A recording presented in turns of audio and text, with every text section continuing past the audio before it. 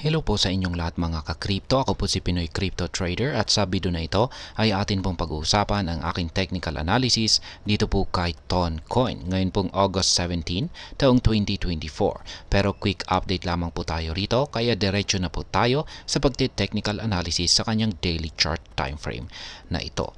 At ayan po yung mga naging paggalaw nitong si Toncoin sa mga nakalipas na araw kung saan ay nagkaroon po siya ng breakout dito sa upper portion ng ating wedge pattern na ito na binubuo ng dalawang kulay puti na linya. Ayan po.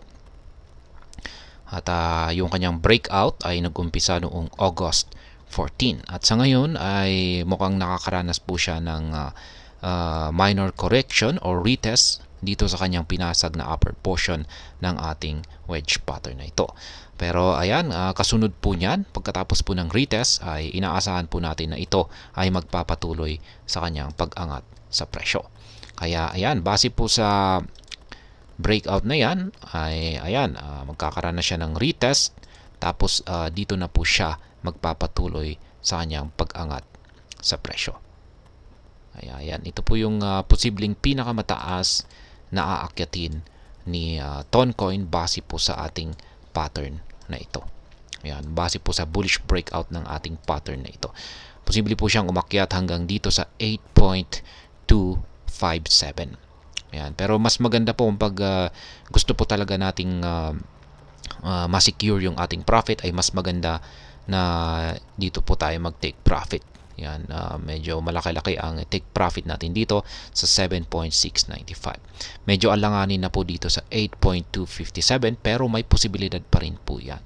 At ang aking dahilan ay yung 7.695 na ito ay isa po kasi itong major resistance line at hindi po ito basta-basta mababasag ni Toncoin. Kaya ayan, yung parang inaasahan na lamang po natin dito sa 8.257 ay isang false breakout or isang mahabang karayom. Kaya ayan. Ayan po yung aking nakikita rito na magiging galaw ni Toncoin base po sa breakout natin dito. At maliban po dyan ay mapapansin din natin na yung ating Hallswitch indicator ay mula po sa pagiging kulay red nito ay nagbago na po ito ng kulay green. Ayan, kapag kulay green ay ibig pong sabihin ay ang signal po na ipinapakita nito ay bullish na yung kalagayan ni Toncoin. At kung pag sinabi po nating bullish ang kalagayan niya, ay yung may control ngayon sa market ni Toncoin ay yung mga buyers. At syempre, ang layunin ng mga buyers ay ang paangatin ang presyo ni Toncoin. Kaya yan, tapos na po yung mukhang tapos na yung nararanasang pagbagsak nitong si Toncoin. Dahil ayan, mukhang nag-take over na ang mga bulls. Ngayon ay meron pa tayong isang indicator dito sa ibaba at ito naman po ang ating QQE mod indicator. At mula po nung August 14 ay dito na po lumabas or nabuo yung mga QQE bars natin dito sa itaas or ayan, pataas na mga QQE bars. At ang matindi rito ay kulay blue. Ayan. At kung pag kulay blue yung mga ito ay ibig pong sabihin ay ayan na, nakakalamang na po talaga or lamang na yung persa ng mga buyers. Yun nga lang at mapapansin po natin dito na ayan, yung lumiliit yung mga sukat ng mga ito.